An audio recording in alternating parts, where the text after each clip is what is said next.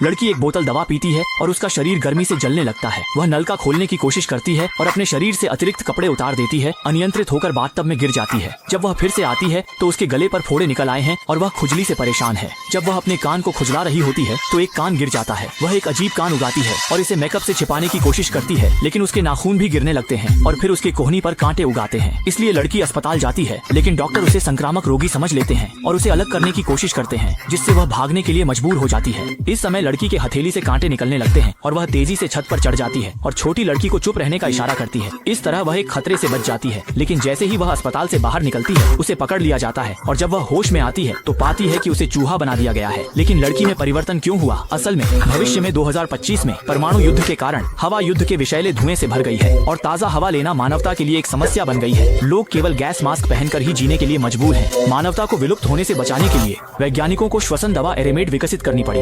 यह दवा पीने के बाद मानव के फेफड़े विकसित हो जाते हैं, जिससे सांस लेना साफ हो जाता है और लोग मास्क की परेशानी से मुक्त हो जाते हैं। लड़की इस दवा की प्रवक्ता है और वह कई बड़े विज्ञापनों में भी काम कर रही है, लेकिन अपने काम के कारण उसने दवा खरीदने का काम अपनी दोस्त और प्रेमी पर छोड़ दिया। लेकिन उसे पता नहीं था कि उसका प्रेमी एक धोखेबाज है जो पैसे बचाने के लिए लड़कियों के साथ घूमता है। धोखेबाज प्रेमी एरेमेड दवा एमिक प्रयोगशाला में आता है और एक बोतल नई दवा चुरा लेता है।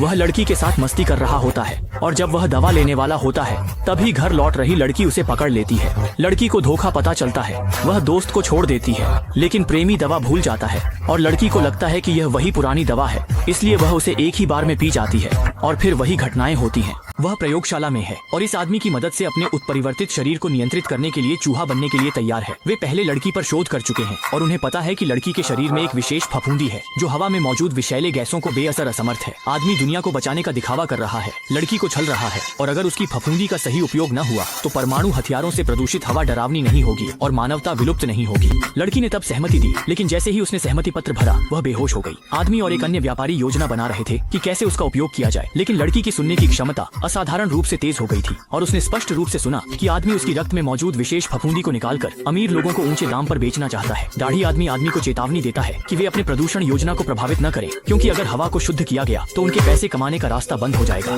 इस समय आदमी को यह नहीं पता था कि लड़की सब कुछ जान चुकी है। उसने गुस्से में आकर कांच पर वार किया और अचानक प्रयोगशाला से दालियांग सफेद विषैला गैस निकलने लगा, जिससे लड़की तुरंत बेहोश हो गई। जैसे ही दो कर्मचारी कमरे में आए, सो रही महिला ने सीधे दोनों को गिरा दिया। इस समय गश्त कर रहे सुरक्षा गार्ड ने जमीन पर पड़े कपड़े देखे, लेकिन आदमी को प्रतिक्रिया करने का मौका नहीं मिला, क्योंकि उत्परिवर्तित महिला उल्टे लटक कर छत पर आ गई और आदमी पर थूक दिया। फिर एक ने उसके पैर पकड़कर उसे गिरा दिया।